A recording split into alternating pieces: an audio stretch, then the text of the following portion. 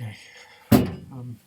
We want to sort of go through the words in the vocabulary on page 31 of Hansen and Quinn, the first vocabulary list and that you're going to learn in Greek. We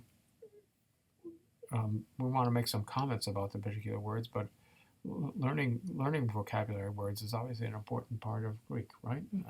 Of learning any language. So we're going to correct some things, we're going to emphasize some things, we're going to make some comments. But the thing that you need to do is to start thinking about how you want to learn these words. Staring at them isn't enough. You need to make an effort, and writing them down on a piece of paper and saying them out loud, or reading them into some kind of a recording device and listening to them.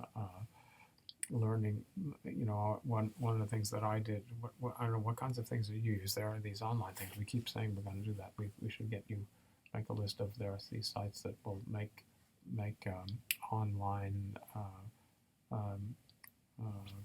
little cards for you.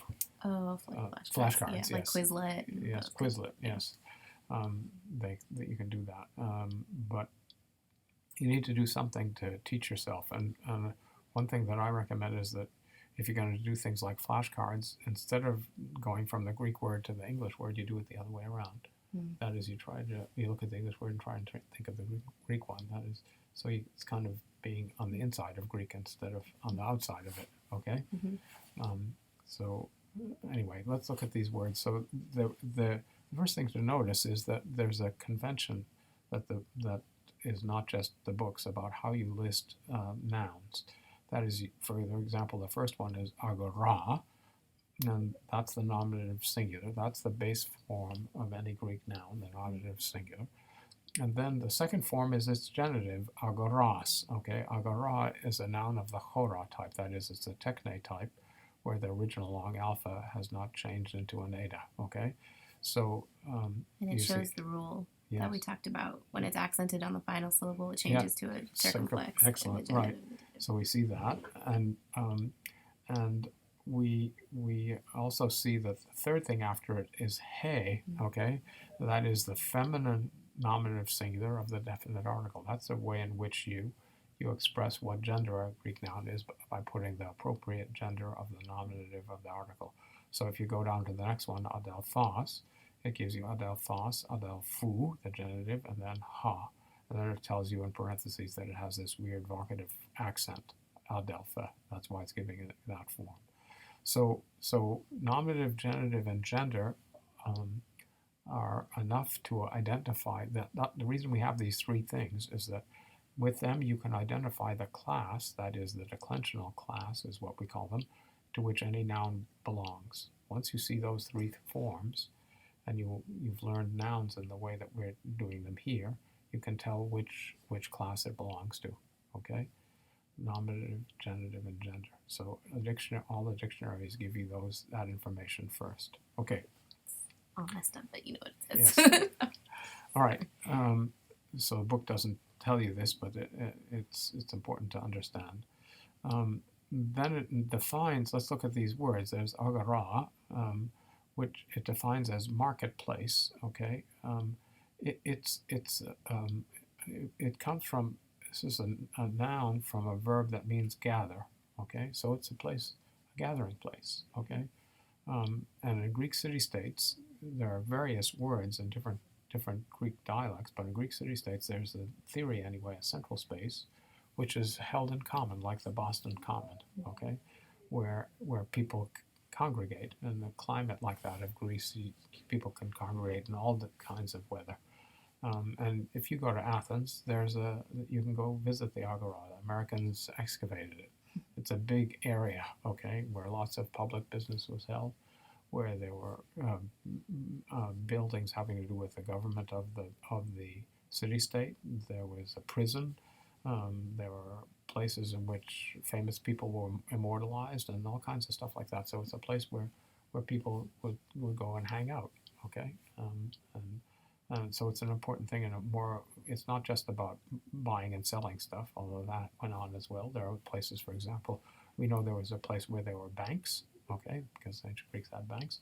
We know there was a place where people sold books in the latter part of the 5th century when people started writing books, each one by hand, okay, because there was no printing press, things like that. So it's a kind of lively area. It's not far from the cemetery, and it's just at the foot of the Acropolis. You look up and you see the Parthenon from the Agora in Athens. Great place to go. All right, so we want to expand a little bit more on the cultural value of this word, okay, in some Greek city-states. Other Greek city-states have other names for this central space, and we can talk about that when we get to them. So there's adelphos, the word for brother. We talked about that earlier. There's anthropos, which it translates in an old-fashioned way as man.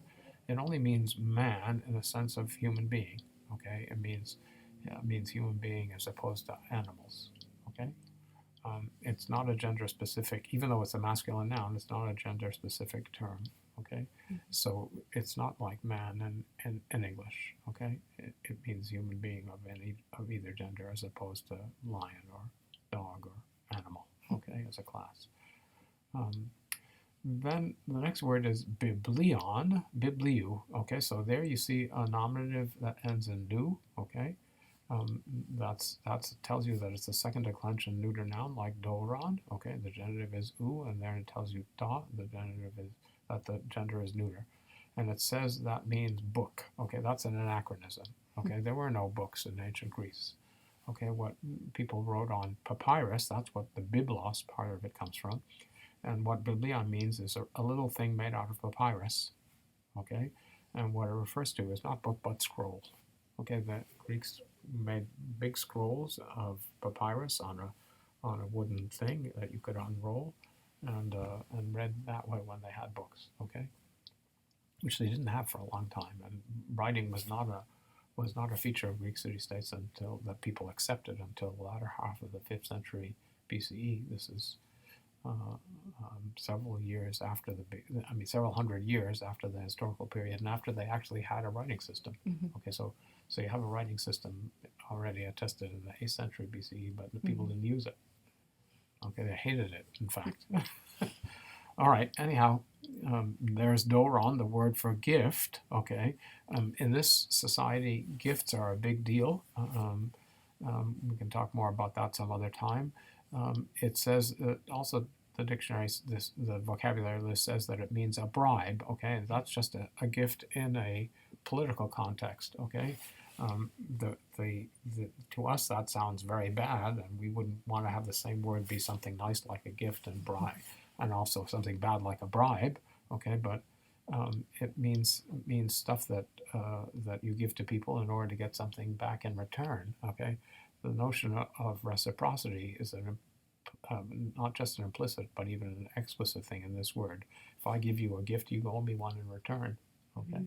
So there's a lot of language like that in ancient Greek about giving gifts. All right, then we get in a row 3 prepositions. Eis, which means into or in, or in other cases it means for the purpose of, okay? So if you have, for example, the word for battle after eis machen is the word. We've got a little bit farther down, maches he, which is a noun like techne. If you say eis machen, it can mean into battle or for the purpose of battle, for fighting, okay? Stuff like that. We don't have this association in English between into or in and for, but it means motion into a place, okay? And then the next one is ek or ex, okay? The reason that you have the 2 forms is that it's ek when the next word begins with a vowel, and ex when it begins with a consonant, okay? This is important things about how different languages deal with the words that go together and how their final syllables or vowels change. But it's not a universal thing in Greek that you have stuff like this happen, but there are very few words in Greek that end with a K. Lots that end with an S. Yeah. Okay? The third of the 3, and that means out of or from, okay? And then finally there's en, which means in. Okay, so what's the difference between eis and en? Eis is going into a place, or to a place, and en is sitting in a place, okay? Notice all three of these have no accent, so they're like ha and hey, the definite article in the nominative singular masculine feminine, and hoy and hi. That is, they become a syllable of the word that follows them. These are prepositions in English, which means that the pre part means that they come before a noun that follows them. So into a house, out of a house, in a house. You've got to have a noun after them in English, and you do in Greek. And the little thing after, when it says ace, and then it says prep, that's the abbreviation for preposition, and then it says plus ACC. That means the noun that follows ace has to go in the accusative case. The noun that follows ek or x has to go in the genitive case, and the noun that follows n has to go in the dative case. Now, these cases are not randomly assigned to these words, and they have to do with general functions of cases, but we can talk about that later on. All right, the next noun is ergon, ergu, ta, a neuter noun. Originally, that was wergon with a W, but the W, as we said today in class, disappeared. So it's actually cognate with the word work in English. Okay, maybe that's helpful. Now, here we come to theos. We're spending too much time on these things. Theos is a noun that means God. Okay, it gives you the nominative theos and the genitive theou, and then it says after it, for where you expect the genitive, ha or he. Okay, in other words, theos can be masculine or feminine. Okay, it's not that the form doesn't change.